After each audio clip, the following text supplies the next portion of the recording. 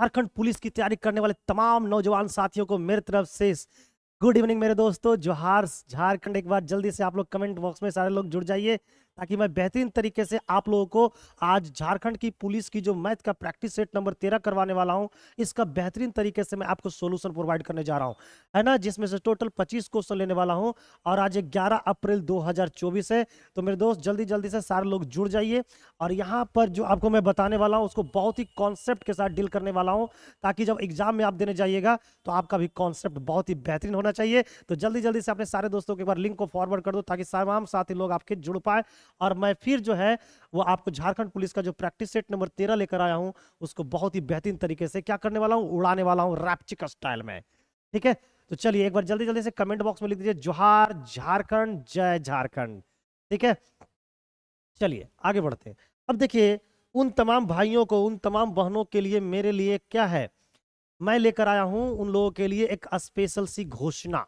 और यह घोषणा यह है कि बहुत कॉल आ रही है आप लोगों का कि सर झारखंड प्राथमिक शिक्षक का भी कुछ करवाइए सर। तो मैं आप लोगों के लिए बताना चाहता हूं कि डेली लाइव क्लास होगी, है ना, डेली लाइव क्लास होगी सुबह की 11:30 बजे 12 अप्रैल से, यानी कि कल से आपको डेली, है ना, झारखंड प्राथमिक शिक्षक 2024 का डेली मैं लाइव क्लास करवाने वाला हूं पेपर 3 का, जिसमें से आपको, है ना, पेपर 3 में साइंस है और गणित है।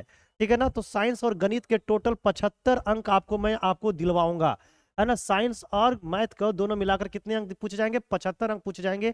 और 75 में 75 आपको मैं दिलाने वाला हूं। तो अपने तमाम भाइयों एवं तमाम बहनों को एक बार बता दीजिएगा कि ईडू फाइबर एक ऐसी यूट्यूब चैनल है जहां पर झारखंड प्राथमिक शिक्षा की प्रैक्टिस सेट पेपर 3 का कल से करवाया जाएगा सुबह की 11:30 बजे। ठीक है, चलिए लेते हैं आज का पहला क्वेश्चन। ठीक है, पहला क्वेश्चन में क्या कहा गया है कि एक कपड़े का क्रय मूल्य 35 रुपये है।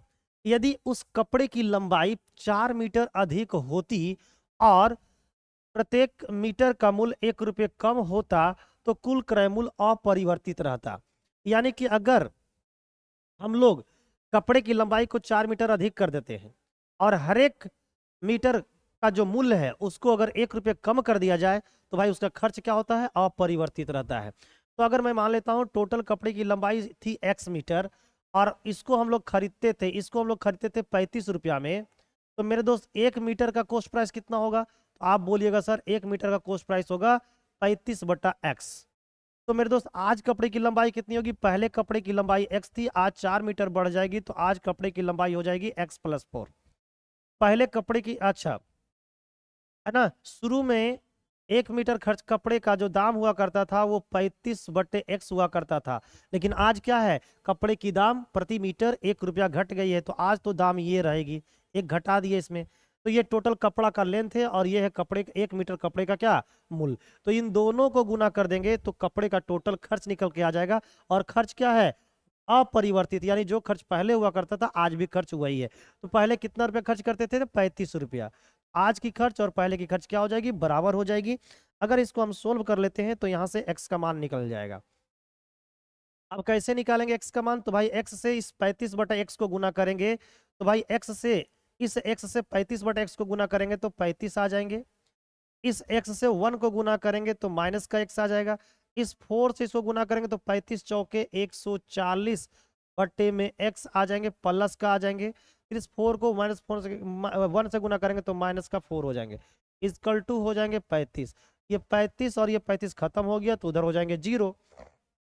ठीक है, तो यहां पर आ जाएंगे माइनस का x plus 140 upon x -4 equal to क्या हो जाएंगे, 0 हो जाएंगे। अब देखिए तो जरा सा इसको x से गुना करेंगे तो हो जाएगा माइनस का x² प्लस का 140 माइनस का 4x इक्वल टू 0। अब यहां से हम लोग क्या कर लेंगे, इसको बराबर के उस साइड ले जाएंगे तो ये हो जाएंगे x², है ना, प्लस का 4x और माइनस का 140 इक्वल टू क्या हो जाएंगे, 0। अब यहाँ पर क्या करना है कि या तो द्विघात समीकरण को सोल्व कर लो या फिर x का मान पुट करके देख लो कि क्या रखने से ऐसा हो जाएगा। तो अगर हम x का मान कितना रखते हैं, 10, अगर x का मान को 10 रखते हैं तो 10 का स्क्वायर 100 और यहाँ पर 10 रखेंगे तो 10 गुना 4 40, तो 100 और 40 140, 140 में से घटा देंगे 140 तो 0 हो जाएगा। इसका मतलब x का मान कितना होगा, 10 होगा। x का मान कितना हो जाएगा 10 हो जाएगा, यानी कपड़े की जो टोटल लंबाई थी वो कितनी थी 10 मीटर थी। तो राइट आंसर जो हो जाएंगे ऑप्शन नंबर ए हो जाएगा। और ये बहुत ही बेहतरीन क्वेश्चन था, ठीक है। तो इस तरह के question Jharkhand polytechnic sorry Jharkhand police के एग्जाम में देखने को आपको मिल सकते हैं मेरे दोस्तों। तो चलिए ना लेट करते हैं ना वेट करते हैं, आप लोग भी बताइए कैसा लगा ये सॉल्यूशन। अगर सॉल्यूशन अच्छा लगा है तो एक बार क्लास को लाइक कर दीजिए, है ना। हमारे चैनल पे पहली बार विजिट कर रहे हैं तो चैनल को सब्सक्राइब कर लेना, बेल आइकन पे क्लिक कर देना, ताकि हर एक प्रैक्टिस सेट जब मैं करवाऊं तो आपको बेल नोटिफिकेशन आसानी से मिल जाए। अब हम लेंगे question number second. Question number second में क्या बोला गया है कि यदि तीन संख्याएं 2:3:5 के अनुपात में हो और उनके योग का दुगना 100 हो तो ये तीनों में सबसे बड़ी संख्या का वर्ग क्या होगी। अब बताइए तीन संख्याएं हैं, एक का रेशियो 2 है, 3 है और ये 5 है। बोला गया कि इन संख्याओं के योग का दुगना, तो पहले इनका योग निकालिए। इनको योग निकालिए तो 3 2 5 और 5 10, योग कितना हो गया 10। इस योग का जो दुगना है वो कितना है भाई, तो ये 100 है। तो हम क्या बोलेंगे 10 दूना 20, 20 का वैल्यू 100 है, तो एक का वैल्यू कितना हो जाएगा, एक का वैल्यू हो जाएगा 5। तो भाई हमसे पूछा है कि उस सबसे बड़ी संख्या, तो सबसे बड़ी संख्या कौन है इसमें 5 है। तो भाई अगर एक का वैल्यू 5 है तो 5 का वैल्यू कितना हो जाएगा, 5 का वैल्यू हो जाएंगे 25। तो सबसे बड़ी संख्या ये आ गई। लेकिन हमसे सब क्या पूछा गया, सबसे बड़ी संख्या का क्या पूछा है, वर्ग। तो सबसे बड़ी संख्या 25 है और 25 का जब वर्ग करेंगे तो कितना होगा 625। तो इस टाइप के क्वेश्चन का राइट आंसर हो जाएंगे आपका ऑप्शन नंबर बी हो जाएंगे। अब बताओ एक बार कमेंट करके कैसा लगा, समझ में आ रही है कि नहीं। समझ में आ रही है। अगर आपका भी आंसर क्वेश्चन नंबर 2 का बी आ रहा है तो कमेंट बॉक्स में लिखिए कि सर क्वेश्चन नंबर 2 ये रहा और इसका आंसर जो है ये बी रहा।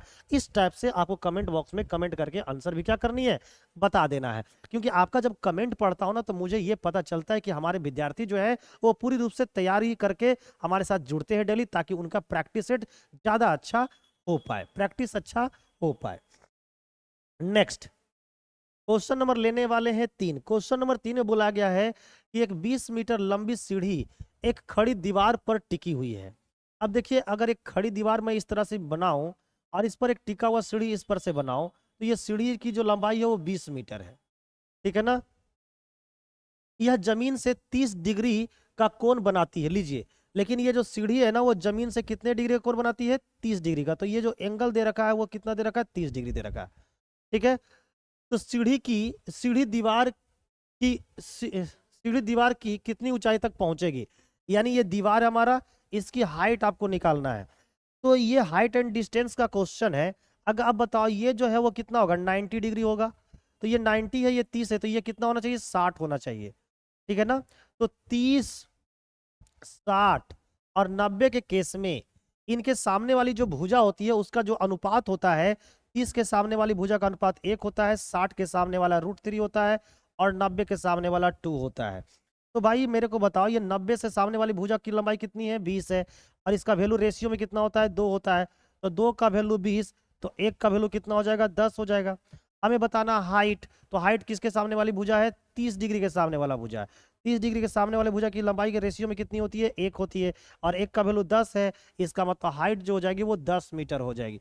तो सीधे तौर पे हम लोग को, है ना, त्रिकोणमिति का रेशियो वाला फॉर्मूला यूज करना है और इस क्वेश्चन को बना देना है। क्लियर है। तो ये हाइट एंड डिस्टेंस का हमने क्या कर दिया, शॉर्टकट तरीका आपको बता दिया कि अगर कोई भी ट्रायंगल ऐसा बन रहा हो हाइट एंड डिस्टेंस में जिसमें एंगल दिखाई दे रहा हो 30 60 90, तो उनके सामने वाली जो भुजाओं की जो अनुपात होती है, 30 के सामने वाली भुजा की लंबाई 1 होती है, 60 के सामने वाली √3 होते हैं और 90 के सामने वाली 2 होती है। तो हमारे क्वेश्चन में देखो 90 के सामने वाली भुजा की लंबाई कितनी दे रखी है 20 दे रखी है, जबकि रेशियो में उसका मान कितना होता है 2। तो हम क्या बोलेंगे सर 2 का वैल्यू तो 20 दे रखा है, तो 2 का अगर वैल्यू 20 दे रखा है तो 1 का मान कितनी आनी चाहिए 10 आनी चाहिए ना।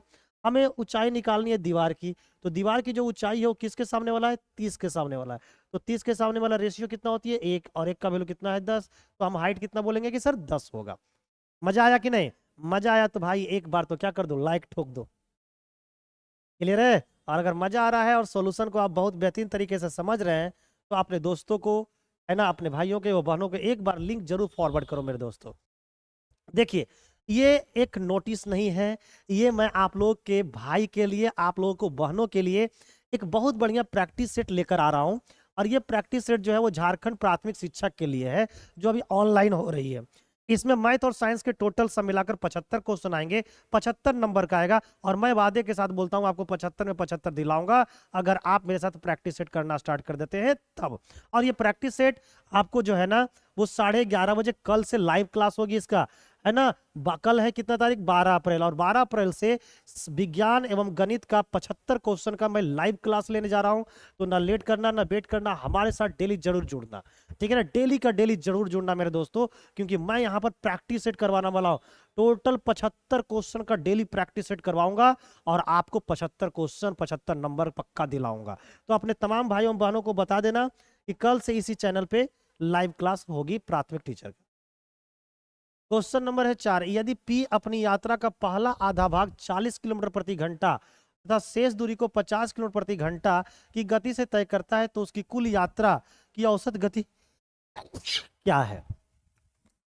अब बताओ, एक Q नाम का व्यक्ति है जिसको मान लो यहां से यहां जाना है, तो क्या किया, आधा हिस्सा, आधा को 40 से चला और जो शेष बचा आधा उसको 50 से चला, तो ये भी आधा है ये भी आधा है, तो भाई डिस्टेंस क्या है, दोनों जगह सेम है।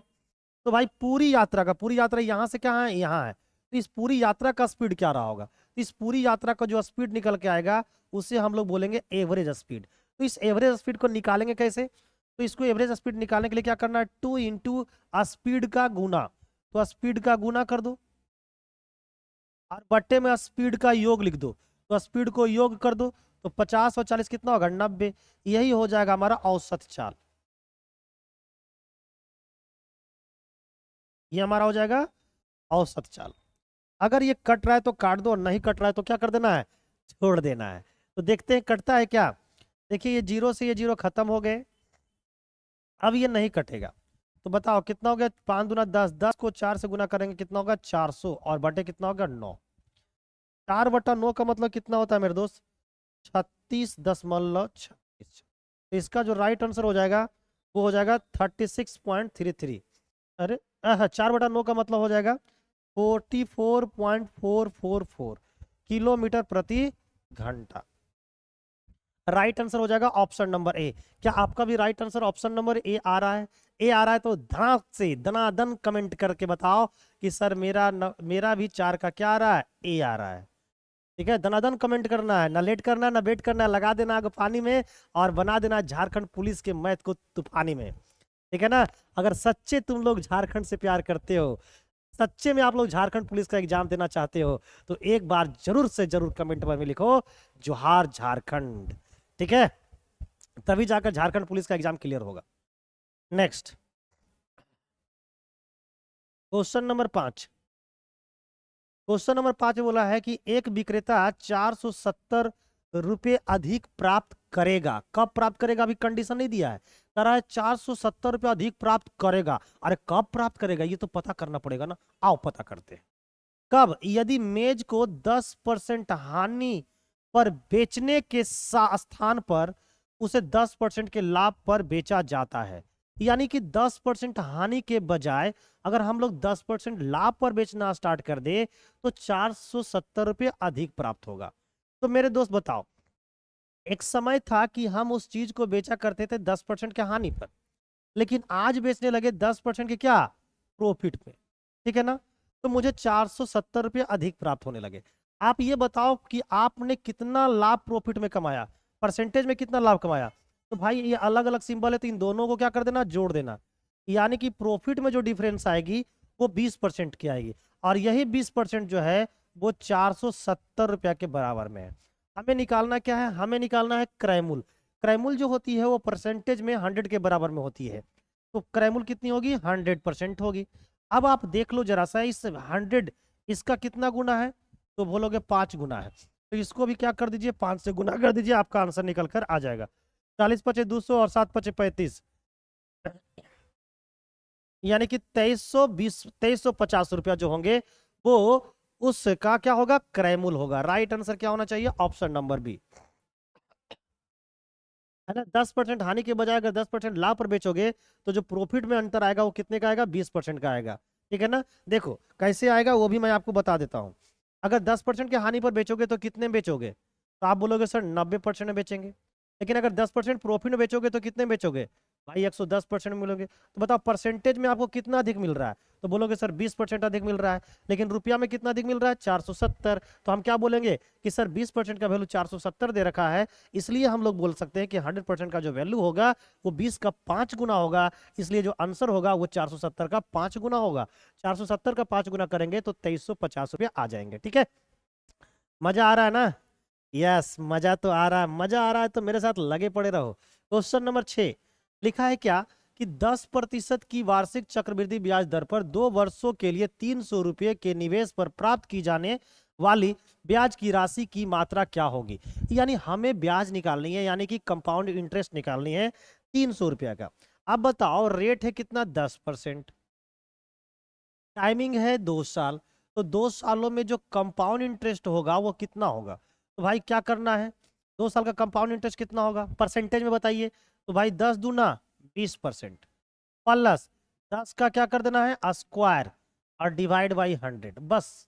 तो ये हो जाएगा 20 और प्लस 10 का स्क्वायर 100, 100 को 100 से काटेंगे 1, यानी जो CI की परसेंटेज होगी वो कितनी हो जाएगी 21%। यानी 2 सालों में प्रतिशत में देखा जाए तो कंपाउंड इंटरेस्ट हमको 21% देना है ना।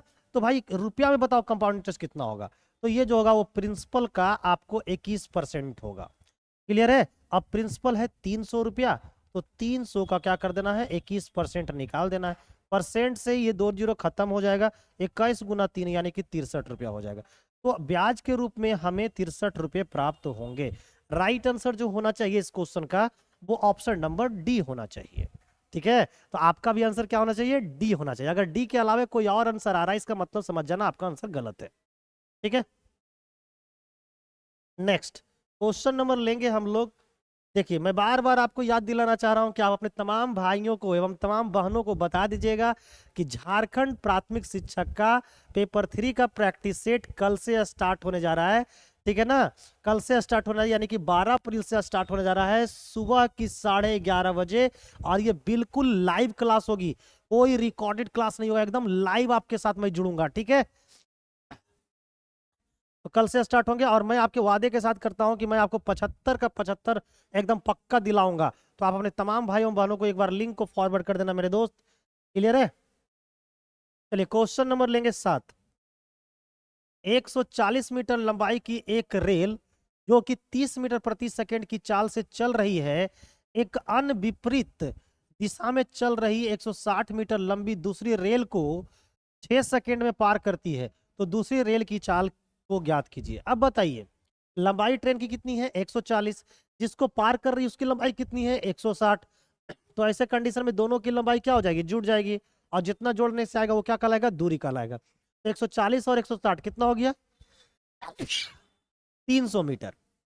तो टोटल दूरी हो गया 300 मीटर, और 300 मीटर की दूरी वो ट्रेन जो है वो कितने समय में पार कर लेती है 6 सेकंड में। तो ये दूरी बटा टाइम, ये क्या निकल के आ गया, स्पीड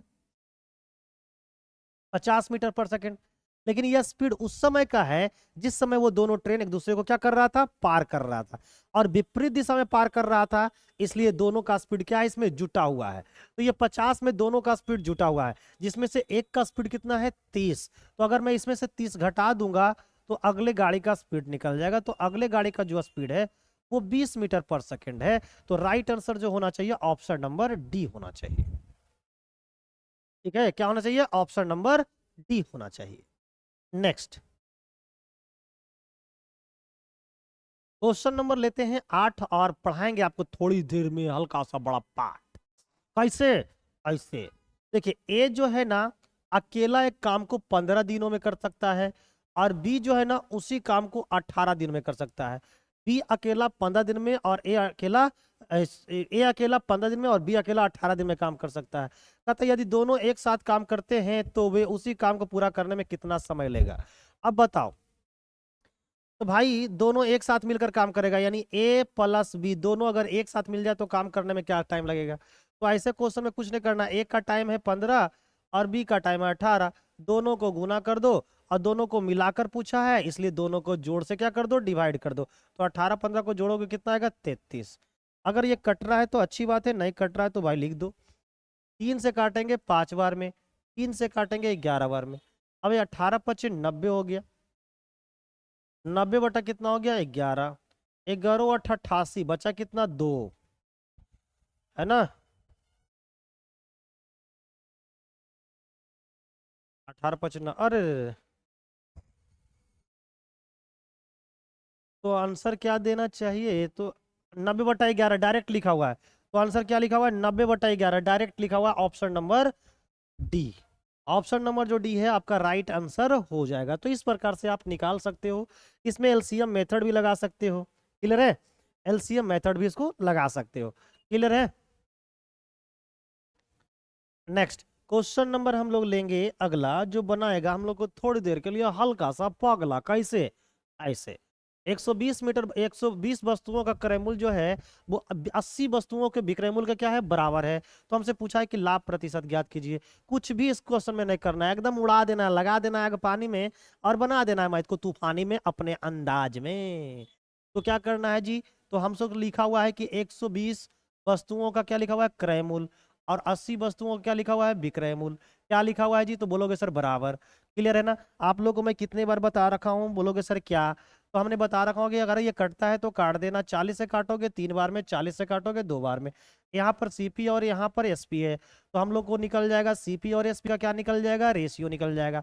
अब बोलोगे सर कैसे निकलेगा, तो सीपी इधर है तो इसका मान इधर वाला हो जाएगा, एसपी इधर है तो इसका मान इधर वाला हो जाएगा। अब सीपी एसपी का रेशियो पता चल गया है, तो आप बोलोगे सर सीपी 2 है एसपी 3 है, इसका मतलब 2 का सामान 3 में बेच रहे हैं, इसलिए प्रॉफिट हो रहा है 1 का। हम बोलेंगे बहुत अच्छी बात है, प्रॉफिट किस पे होती है, तो आपका जवाब होगा सर सीपी पे होती है। हम पूछेंगे सीपी कितना है, तो आप बोलोगे सर 2 है, ठीक है ना। हम बोलेंगे जवाब बताओ प्रतिशत में, तो आप बोलोगे सर 100 से मल्टीप्लाई करना पड़ेगा। तो ये जवाब आपकी आ जाएगी प्रतिशत में। और ये क्या निकल के आएगी, तो आप बोलोगे सर लाभ। तो लाभ कितना निकल के आएगा, 2 से काटोगे तो ये 50 बार में खत्म। यानी इस क्वेश्चन में जो है ना वो 50% की क्या होगी, तो आपकी जवाब होगी सर प्रॉफिट होगी। तो आप बताओ समझ पाए कि नहीं। आप बोलोगे यस सर मैंने समझ गया, क्लियर है। अगर यस सर बोल रहे हो समझ गए हो तो एक बार ठोक दो लाइक। चैनल पे पहली बार विजिट कर रहे हो तो एक बार चैनल को सब्सक्राइब कर लो। बेल आइकन पे भी क्लिक कर लेना ताकि मैं झारखंड पुलिस का जितना भी प्रैक्टिस सेट करवाऊं उसका नोटिफिकेशन आपके पास समय से चल जाए, ठीक है। तो भाई एक बार जल्दी से लिख दो, एक बार सभी लोग लिख दो, जोहार झारखंड, जय झारखंड। देखो मैं बार बार याद दिला रहा हूं, ये देख रहे हो ना, ये स्लाइड ये बार बार इस बात को बता रहा है कि कल दोपहर बार कल जो है सुबह में 11:30 बजे झारखंड प्राथमिक शिक्षक का, जिसमें मैथ और साइंस के टोटल 75 क्वेश्चन पूछे जाएंगे, उसका बेहतरीन प्रैक्टिस सेट करवाने वाला हूं। कल से स्टार्ट हो जाएगा।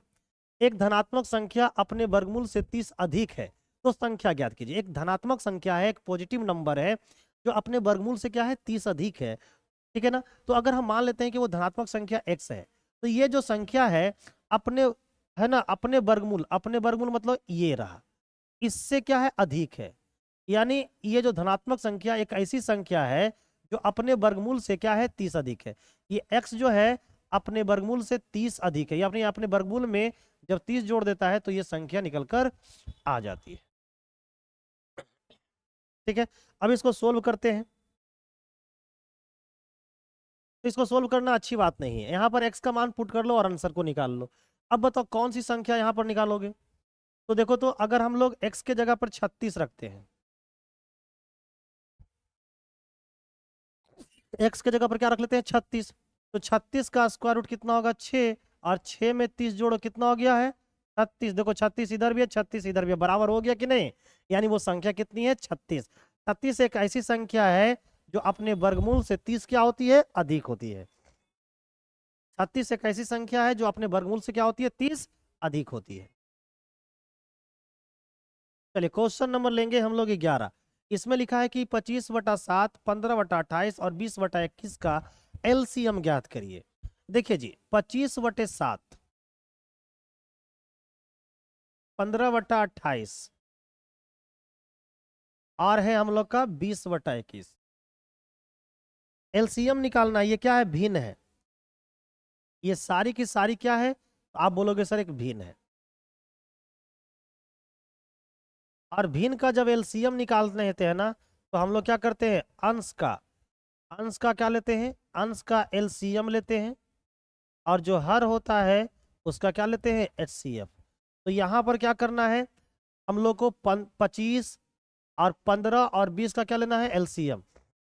तो 25, 15 और 20 का एलसीएम कितना होगा, तो भाई इन दोनों का एलसीएम तो 60 होगा।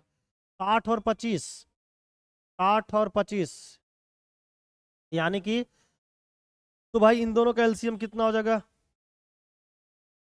तो ये 60 हो गया और ये 25 हो गया। इसमें 5 गुना 5 होगा, इसमें 12 गुना 5 हो जाएगा। तो 12 गुना 5 और गुना 5 यानी 25 बनाए 300, तो इसका जो एलसीएम होगा वो कितना हो जाएगा, 300 हो जाएगा। भाई अंश का एलसीएम हो गया 300, और एचसीएफ क्या हो जाएगा, तो 7 एक ऐसी संख्या जिससे ये भी कटता है, ये भी कटता है, ये भी कटता है, और 7 एक ऐसी बड़ी संख्या जिससे सब कटता है, तो एलसीएफ कितना हो जाएगा, 7 हो जाएगा। तो भाई भिन्न का जो एलसीएम हो जाएगा वो 300/7 हो जाएगा। Option number A will be the right answer, ठीक है। क्वेश्चन नंबर 12 लिखा है कि एक समान बॉक्स के आयाम यानी कि डायमेंशन दिया हुआ है, 80 सेंटीमीटर, 60 सेंटीमीटर और 40 सेंटीमीटर है। बॉक्स को ढकने के लिए, यानी बॉक्स को क्या करना है, खोल लगाना है, एक प्रकार से बोल सकते हो। ढकने के लिए कितने वर्ग सेंटीमीटर कपड़े की आवश्यकता होगी। तो भाई जो डायमेंशनल जो बॉक्स है आपके पास, उसको पूरी रूप से कवर करना है, तो कवर करने के लिए कितने स्क्वायर मीटर कपड़े की आवश्यकता, सेंटीमीटर की आवश्यकता होगी। तो भाई हम लोग को करना क्या है, उसके लिए हम लोग को क्या करना पड़ेगा, तो भाई टोटल क्षेत्रफल निकालना पड़ेगा, बॉक्स का सतह का क्षेत्रफल।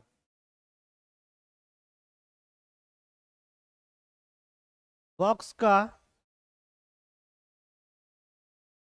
सतह का क्षेत्रफल निकालना पड़ेगा। ये क्या होती है, तो ये होती है 2 × LB plus BH plus HL, कुल सतह का क्षेत्रफल। ये 2 हो गया, अगर लंबाई मानते हैं 80, बी चौड़ाई मानते हैं 60, तो ये हो गया प्लस 60 गुना 40 प्लस 80 गुना 40। चलिए करते हैं, 8 छके 48, 6 चौके 24,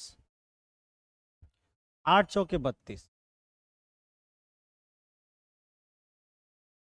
चलिए जोड़ते हैं, 24 और 48 72, 72 और 30, 72 और 30 हो गया 102, 102 और 2 कितना हो गया 104। तो ये हो गया 2 गुना 10,400, इसको गुना कर दोगे तो आ जाएगा 20,800। इतना सेंटीमीटर स्क्वायर कपड़े की आवश्यकता होगा। राइट आंसर होगा option number B will be the right answer, ठीक है। अब जरा समय जरा सा पानी पी ले रहा हूं, तब तक के लिए आप लोग जल्दी जल्दी क्या कर लो, इसको छाप लो।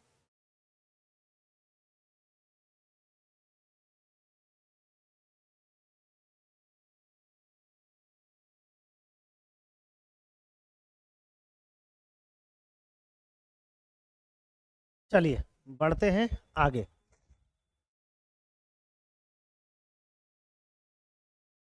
क्वेश्चन नंबर लेंगे हम लोग 13। क्वेश्चन नंबर 13 में बोल रहा है कि ए और बी की आय का अनुपात 3:2 है, और व्यय का अनुपात कितना दे रखा है, व्यय जो है क्रमशः 14,000 और 10,000 के रूप में है। ए का जो बचत है वो कितना है, 4,000 रुपया है, तो बी का बचत निकालना है। कैसे निकालोगे वो देखो, ये देखिए ए है और ये है बी, इसका जो इनकम है ना, इसकी जो आय है वो दे रखा है, क्या दे रखा है जी, तो आप बोलोगे सर 3:2 दे रखा है। अगर मैं इसको x से मल्टीप्लाई कर दूं तो ओरिजिनल इनकम निकल जाएगी, तो इसका ओरिजिनल इनकम ये निकल के आ गया। अब ए का ओरिजिनल इनकम कितना है 3x, और उसका खर्च कितना है 14,000, तो भाई 3x में से अगर मैं 14,000 खर्च को घटा दूं तो हमारा क्या निकल जाएगा, बचत, और बचत कितनी है 4,000 के बराबर में। तो यहाँ से हम लोग को क्या निकल के आ जाएगा, है ना,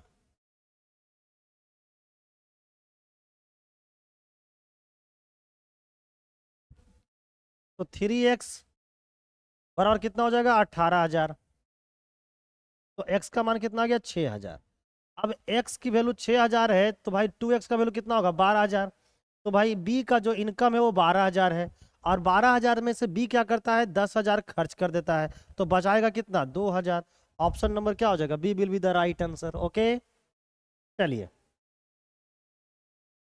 नेक्स्ट क्वेश्चन नंबर लेंगे 14। क्या लिखा हुआ है कि दो संख्याओं का एलसीएम 210 मौसा 35, एक संख्या अगर 105 है तो दूसरी संख्या क्या होगी? तो हम लोग को पता है कि एलसीएम और ये एचसीएफ, अगर एल को एलसीएम बोले, एच को एचसीएफ बोले, तो एलसीएम गुना एचसीएफ इक्वल टू होता है पहली संख्या इंटू दूसरी संख्या। तो हमें निकालनी है दूसरी संख्या, तो क्या करना है, एलसीएम गुना एचसीएफ, ये गुणनफल को पहली संख्या से क्या कर देंगे, डिवाइड, तो हमें निकल जाएगी दूसरी संख्या। अब एलसीएम दे रखा है कितना, 210, एचसीएफ दे रखी है कितना, 35, पहली संख्या कितनी दी है, 105, बस काट दो, 105 दो ना कितना हो जाएगा, 210, तो आंसर हो जाएंगे 70। तो दूसरी जो संख्या होगी वो कितनी होगी, 70 होगी। राइट आंसर आप लोग क्या करोगे कि सर बी हो जाएगा राइट आंसर। तो इस प्रकार से अगर डेली प्रैक्टिस सेट कर लोगे ना, तो जो आपको जून जुलाई के महीने में जो झारखंड पुलिस का जो एग्जाम होने वाला है, तब तक आपका प्रैक्टिस सेट बहुत हो जाएगा। आप बहुत प्रैक्टिस कर लेंगे और उसके बाद जब एग्जाम में जाइएगा ना, तो धनाधन बना दीजिएगा, धनाधन बना दीजिएगा, ठीक है ना, धाए धाए एकदम खत्म। क्वेश्चन नंबर 15, इसमें लिखा है कि एक विद्यार्थी ने एक संख्या को 5/3 के स्थान पर 3/5 से क्या कर दिया, गुना कर दिया। गुना करना था 5/3 से और गुना कर दिया वो 3/5 से। तो भाई गणना करने में त्रुटि का प्रतिशत क्या है, आपको ये बताना है।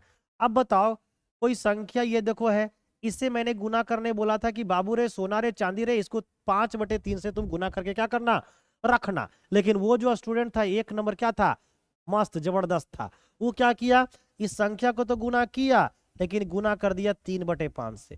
तो जो भी वो किया वो क्या किया, ये तो रॉन्ग वाला है, ऐसा करना क्या था, राइट था। तो अब देखो क्या करो, हम मान लेते हैं कि कोई संख्या तो दिए होंगे ना गुना करने, तो गुना करने दिए थे ये संख्या, और किससे गुना करने दिए थे, तो 5/3 से। तो भाई ये संख्या एक ऐसी संख्या मान लो जो 3 से भी कटे और 5 से भी कटे। तो हम मान लेते वो संख्या कितनी है, 15। अगर वो संख्या 15 थी और मैं गुना करने बोला था 5/3 से, तो आंसर कितनी आनी चाहिए थी, तो आंसर आनी चाहिए थी 25। लेकिन वो क्या किया, गुना कर दिया 3/5 से, तो कितना आएगा, 5 से काटेंगे 3 बार में, गुना करके ला दिया 9। अब बताओ, लाना था 25, लाया 9, कितना त्रुटि किया। तो आप बोलोगे सर त्रुटि तो वो 16 का किया है, कहाँ से, तो जवाब होगा सर 25 से। तो हम बोलेंगे कितना प्रतिशत लाया है, तो भाई त्रुटि का प्रतिशत के निकालो, तो आप 100 से क्या कर दोगे, गुना कर दोगे। तो 25 चौके कितने होते हैं, 60, 25 चौके कितने होते हैं, 100, यानी सब मिला के वो 64% गलती कर दिया था। तो गलती की जो प्रतिशत है वो 64 है। भाई गलती करने का भी एक सीमा होता है, वो तो सीमा ही पार कर दिया है, 64, समझते हो। राइट आंसर होगा ऑप्शन नंबर डी। तो गलती करने की सीमा को इन्हें क्या कर दिया, पार कर दिया। तो जब भी इस प्रकार के क्वेश्चन दिखाई दे, तो आप उसको इस प्रकार से हैंडल कर सकते हो। चलिए, तो अगला क्वेश्चन देखते हैं क्या है। क्वेश्चन देखिए, ये है, ये बहुत ही बेहतरीन क्वेश्चनों में से क्या है, एक है। लिखा हुआ है कि 2 अंकों की एक संख्या के अंकों का योग कितना है, 10 है। भाई यहाँ पर देख लो, अंकों का योग 10 यहाँ भी है, अंकों का योग यहाँ भी 10 है, अंकों का योग यहाँ भी 10 है, अंकों का भी योग यहाँ भी 10 है। कहता है यदि अंक आपस में बदल दिए जाएं तो संख्या में 54 की कमी आ जाती है। लो, यानी मान लो कि संख्या कोई ऐसा है, ऐसा है, इसको पलट देते हैं, ऐसा कर लेते हैं, तो भाई पता चलता है कि कमी आ जाती है। क्या आ जाती है, कमी, यानी ये वाला संख्या जो है वो क्या है, कम वाला है, और ये संख्या क्या है, ज्यादा वाला। तो हमसे पूछा गया है कि नई संख्या ज्ञात कीजिए। तो नई संख्या कब बना, पलटने के बाद। तो नई संख्या हमारा क्या है, ये वाला नई संख्या ज्ञात करना है। तो भाई ये सोचो वो कौन सी संख्या होगी। तो देखो, तो इसमें से कौन सी संख्या होने की पॉसिबिलिटी है, तो आंसर जो भी आना चाहिए वो कम वाला है। नई संख्या क्या है, कम वाला, यानी कि नहीं पलटेंगे तो वैल्यू क्या होगा, बहुत ज्यादा। तो अगर मान लेते हैं कि वो संख्या 82 थी, मान लेते हैं ऐसा, ऑप्शन में से ही उठा लेते हैं कि वो संख्या कितनी थी, 82। तो भाई इसको अगर पलट देंगे तो कितनी बन जाएगी, 28। अब जरा सा डिफरेंस निकाल के देखो, तो 12 में से 8 गया 4, ये बच गया 5, 5 में से ये बच गया 7, 7 में से 2 गया 5। तो देखो, तो 54 की कमी आ गया कि नहीं, बोलो। तो जो पलटने के बाद जो संख्या बनती है वही क्या होती है, हमारी नई संख्या। तो भाई नई संख्या पूछा था, तो उस नई संख्या कितनी होनी चाहिए, 28 होनी चाहिए।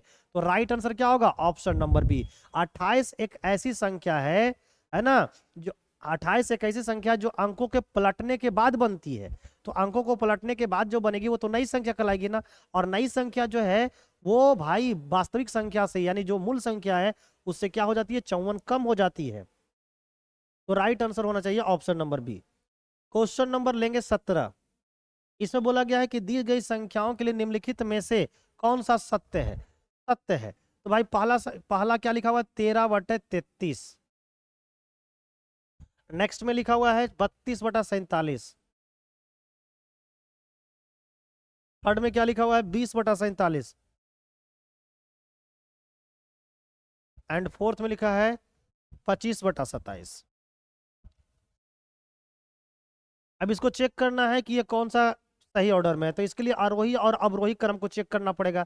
यानी घटते क्रम में दिया हुआ है कि बढ़ते क्रम में दिया हुआ है, ये चेक करना पड़ेगा। तो उसके लिए हम लोग को करना क्या है, इसको डिवाइड कर लेते हैं। अगर 33 से 13 को डिवाइड करोगे तो उसको 30 बना दो, तो भाई 130 हो गया। 130 को डिवाइड कर 33 या 99, 33 या 99, 130 है यानी कि 31 आ गया। 31 यानी कि 310 है ना। 9 बार में लगाओगे, 9×27 और 9×27 297, यस 9 बार में, यानी कि करीब करीब 0.39 आएगा। यहाँ पर अगर लगाओ तो कितना आना चाहिए, 0 आना चाहिए। 4×8 = 32, 320 8 बार में लगाओगे, 4×8 7 बार में लगाओगे, है ना। अगर 7 बार में गुना के साथ सकते 49, 9 अच्छा 28 और 4 32, ज़्यादा हो जाता है। 6 बार में लगेगा,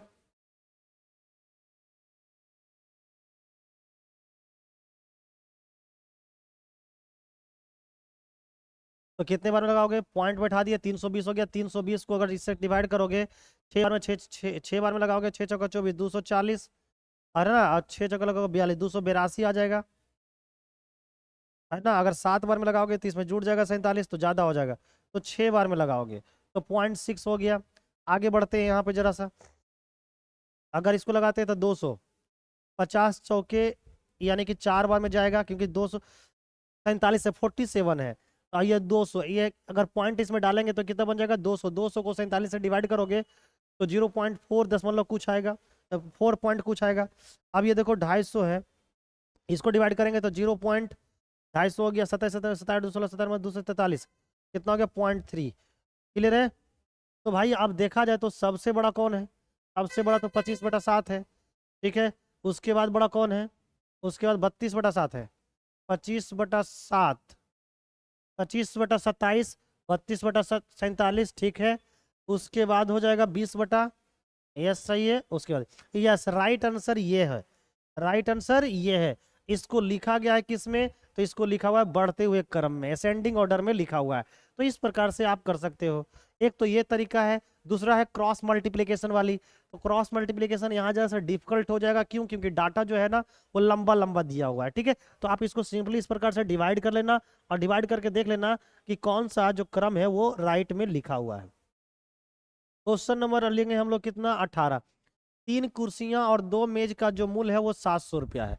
अगर एक कुर्सी का मेज मूल अगर x रखते हैं और एक मेज का मूल अगर y रखते हैं, तो भाई 3 कुर्सी का मूल हो जाएगा 3x और 2 मेज का मूल हो जाएगा 2y, और इन दोनों का जो कुल मूल हो जाएगा वो हो जाएगा 700 रुपये। उसी तरीका से 5 कुर्सी का जो मूल हो जाएगा वो 5x हो जाएगा, और 3 मेज का मूल हो जाएगा वो 3y हो जाएगा, और उसकी जो मूल दे रखा है वो 1100 रुपया दे रखा है, ठीक है। अब इसको सोल्व कर देना है, सिंपली इसको सोल्व कर देना। कैसे सोल्व करोगे, देखो, किसी एक वेरिएबल को सेम करना पड़ेगा। किसी एक वेरिएबल के जो गुणांक है उसको क्या करना पड़ेगा, सेम करना होता है। भाई चलो y का सेम कर लेते हैं। तो y को सेम करने के लिए इसमें गुना करना पड़ेगा कितने से, 3 से, और इसमें गुना करना पड़ेगा कितने से, 2 से। अगर 3 से गुना करोगे तो 3 3 9x ऊपर वाले में प्लस 6y इक्वल यहाँ कितने हो जाएंगे, 2100। इसमें 2 से गुना करोगे तो ये 10x, ये कितने हो जाएंगे, 6y, और ये हो जाएंगे 2200। सॉरी मेरे दोस्त,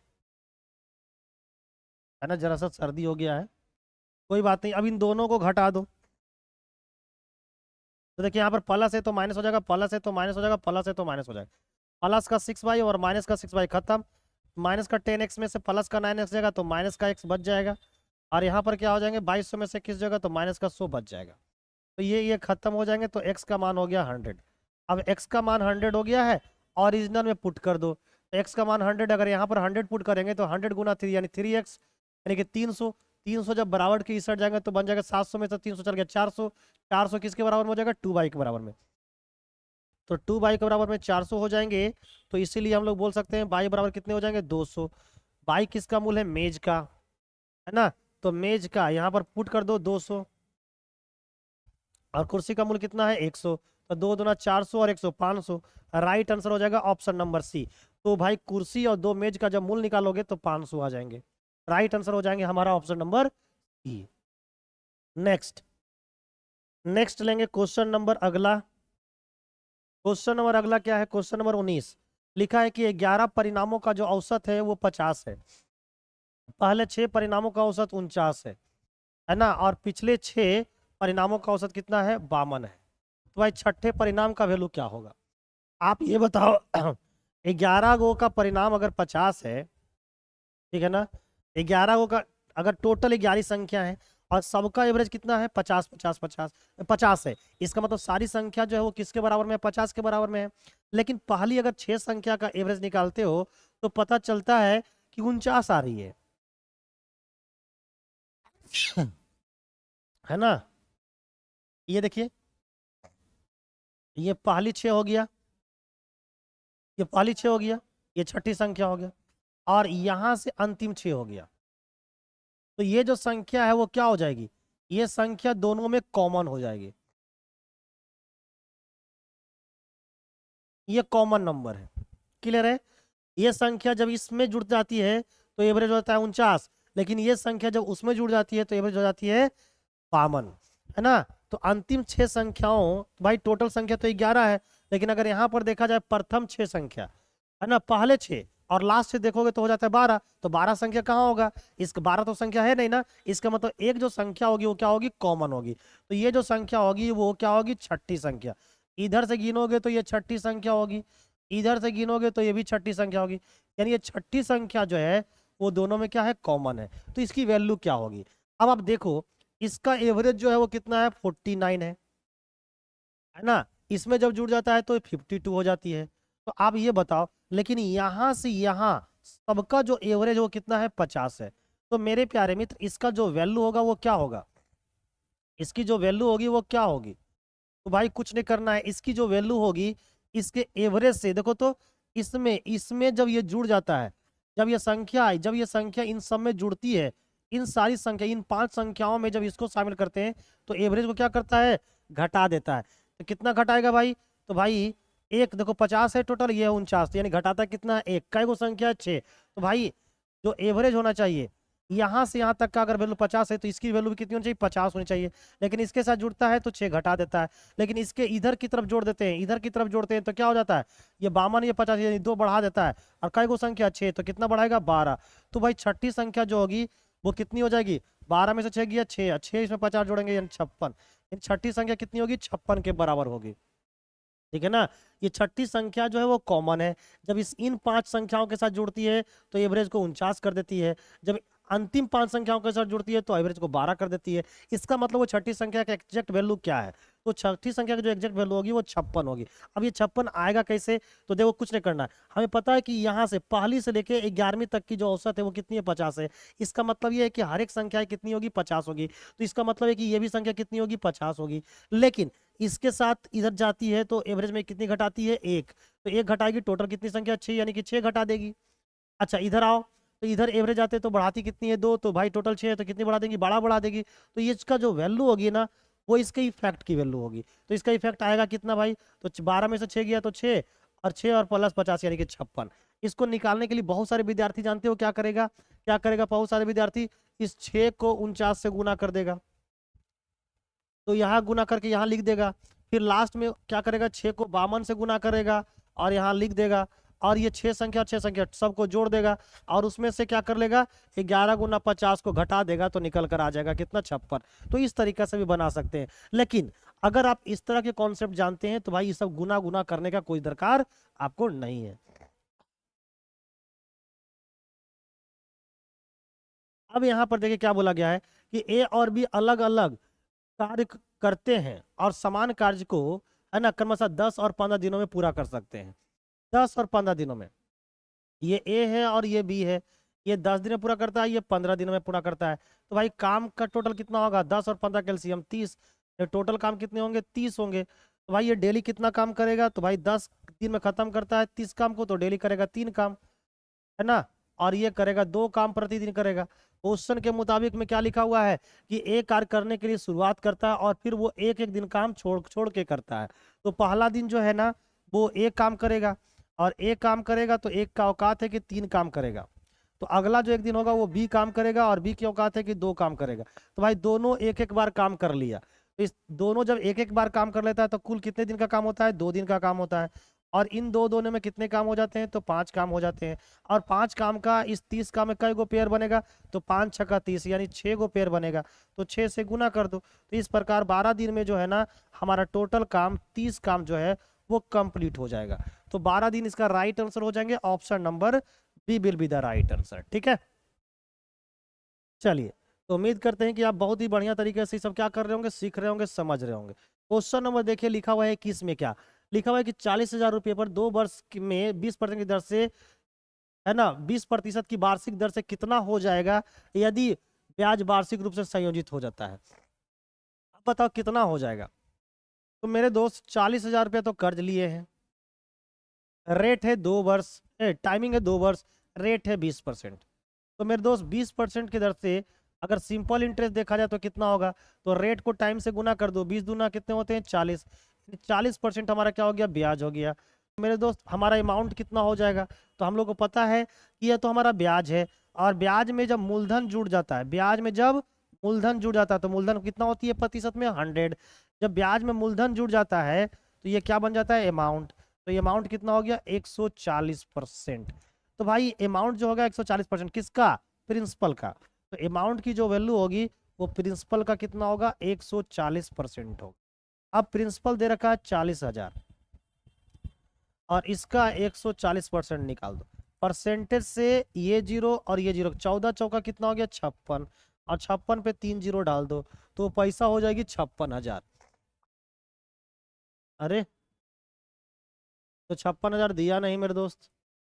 इसका मतलब ये सिंपल इंटरेस्ट का क्वेश्चन नहीं है, क्योंकि यहाँ पर साधारण ब्याज में लिखा हुआ यदि 40,000 रुपये 2 वर्ष में 20% की वार्षिक दर से कितना हो जाएगा यदि ब्याज वार्षिक रूप से संयोजित होता है। यदि ब्याज वार्षिक रूप से संयोजित होता है, इसमें क्लियर कहा ही नहीं गया है कि भाई ये सिंपल इंटरेस्ट है कि कंपाउंड इंटरेस्ट है। तो आइए, हम तो सिंपल इंटरेस्ट के रूप से बना दिए थे, लेकिन अगर कंपाउंड इंटरेस्ट के रूप में बनाओगे तो 20% अगर रेट है तो 2 साल का कंपाउंड इंटरेस्ट कितना होगा? तो भाई 20 दूना 40 और 20 का स्क्वायर कितना होता है? 400। 400 को 100 से डिवाइड करोगे 4। तो भाई यहाँ पर जब निकालोगे तो सी आई की परसेंटेज निकाल के आएगी 44%, है ना। तो 40,000 का अगर हम 44% निकाल ले तो मेरा ब्याज निकल जाएगा।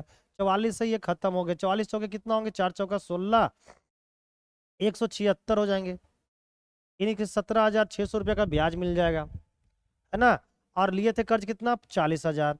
तो हमें कर्ज जब अदा करनी होगी तो कितना देना पड़ेगा? तो 57,600 रुपया देने पड़ेंगे। तो राइट आंसर हो जाएंगे हमारा ऑप्शन नंबर सी। इस तरह का भी कंफ्यूजन आपके क्वेश्चन में आ सकता है, दे सकता है, इसलिए मैं हर एक टाइप का क्वेश्चन आपके लिए लेकर आता हूं। नेक्स्ट देखिए, अगला क्वेश्चन में क्या है कि एक ट्रेन 10 सेकंड में एक स्थिर वस्तु को पार करती है तो ट्रेन की लंबाई 25 मीटर प्रति सेकंड। तो ट्रेन की लंबाई, है ना, ट्रेन की चाल अगर 25 मीटर प्रति सेकंड है तो ट्रेन की लंबाई क्या होगी? कुछ नहीं करना है, 10 को सीधे 25 से गुना कर दो, ट्रेन की लंबाई निकल 25 चौके दाएं कितना होगा? 250। ट्रेन की लंबाई कितनी होगी? 250 मीटर होगी। ऑप्शन नंबर बी क्लियर है। नेक्स्ट क्वेश्चन नंबर लेंगे हम लोग 23। क्वेश्चन नंबर 23 में क्या बोल रहा है कि पी ने एक वस्तु को 400 रुपये में खरीदी और 10% के लाभ पर बेच दी। लाभ प्रतिशत में कितने की वृद्धि होगी यदि वस्तु लाभ प्रतिशत में कितने की वृद्धि की जाए कि वह वस्तु 460 रुपये में बेची बिके? तो बताओ 400 रुपये का सामान अगर 460 में बेच रहे हो तो कितने का लाभ हुआ? 60 रुपये का लाभ हुआ। सामान कितने का है? 400 का है। कितना प्रतिशत लाभ हुआ जी? तो से गुना कर दो मेरे दोस्त। देखो तो ये डबल जीरो से ये डबल जीरो खत्म, 4 से काटेंगे तो 15%, यानी कि 15% लाभ होगा। अब बताओ पहले लाभ कितना था? 10%, तो लाभ में कितना बढ़ गया? 5%। राइट आंसर क्या होगा? ऑप्शन नंबर ए। नेक्स्ट क्वेश्चन नंबर लेंगे हम लोग 24। क्वेश्चन नंबर 24 बोला गया है कि 2/9 और 3/5 को डिवाइड करना है 2/9 और 2/5 से, तो कितना आएगा मेरे दोस्त? 2/9 है प्लस 3/5, इसको पहले सोल्व कर लो। 2×5 = 10 और 9×3 = 27, 10 और 27 कितना हो गया? 37, और बटे में 9×5 = 45। ये हो गया सोल्व करने के बाद यहाँ पर। उसी तरह से वहां पर सोल्व करो। क्या है? 2/9 है और प्लस में है 2/5, इसको सोल्व कर लो। 2×5 = 10 और 9×2 = 18, कितना हो गया? 28, 28 बटे कितना हो गया? 45, है ना। तो भाई 37/45 को डिवाइड करना है किससे? 28/45 से। तो 37/45 है, अगर डिवाइड किस में चेंज होता है? गुना में। और ये फ्रैक्शन क्या हो जाएगा? चेंज हो जाता है। तो फ्रैक्शन उलट जाएगा, जो भिन्न है उलट जाएगा, ये हो जाएगा ऐसा। 45 से 45 खत्म, तो आंसर हो जाएगा 37/28। 37/28 मेरे दोस्त कहाँ दिख रहा ऑप्शन में? ऑप्शन नंबर ए, ठीक है ना। नेक्स्ट लास्ट क्वेश्चन है, और उसके बाद कमेंट करके बताना है कि आपने कितने क्वेश्चन का जवाब सही सही दिया है, ठीक है ना। और प्रैक्टिस सेट कैसा लग रहा है? देखिए पी है 7 है 13 है, 11 से विभाजित होती है, तो सबसे छोटी प्राकृतिक संख्या पी का मान ज्ञात करिए जो डिवाइड कर दे इसको। तो भाई अल्टरनेट अंकों का देखो तो p+1, अल्टरनेट अंकों का योग देखे तो p+1 इसका है, और इसका कितना है? 10। अब तो या तो अंकों का योग को क्या कर दो? बराबर कर दो। अब इधर 10 से इधर p+1 है, तो इसका मान लो 9, तो 9 और 1 10 और ये भी 10, तो दोनों बराबर हो गया, तो डिफरेंस कितना आ गया? 0। तो भाई डिफरेंस अगर 0 है तो वो संख्या डिवाइड होगी, तो इसका राइट आंसर क्या होगा? Option number D. यानी p का मान अगर 9 हो जाएगा तो दी गई जो संख्या होगी वो 11 से क्या हो जाएगी? कट जाएगी। अब जल्दी से कमेंट करके बताओ कि आज का प्रैक्टिस सेट कैसा लगा। टोटल मैं आपको 25 क्वेश्चन का प्रैक्टिस सेट करवा दिया हूं। अगर ये प्रैक्टिस सेट आपको अच्छी लग रही है, समझ में आया है बेहतरीन तरीके से, कोई दिक्कत कोई परेशानी नहीं है, तो मेरे दोस्त मेरे प्यारे जोहार साथी, एक बार चैनल को क्या कर लेना? सब्सक्राइब कर लेना, बेल आइकन पे क्लिक कर देना, ताकि आपको हर एक क्लास का नोटिफिकेशन समय से मिल जाए। दूसरी बात ये रही है कि आपके जो भी भाई बंधु हैं जो झारखंड प्राथमिक टीचर का तैयारी कर रहे होंगे, उनको बता दीजिएगा कि कल 12 अप्रैल से, है ना, बेहतरीन तरीके से आपको झारखंड प्राथमिक टीचर का प्रैक्टिस सेट करवाया जाएगा, जिसमें मैथ और साइंस के 75 क्वेश्चन पूछे जाएंगे, और वो 75 में 75 मैं आपको दिलाने का करता हूं वादा, क्योंकि मैं अक्सर पढ़ाऊंगा पहले से ज्यादा। Thank you guys, bye bye, good evening.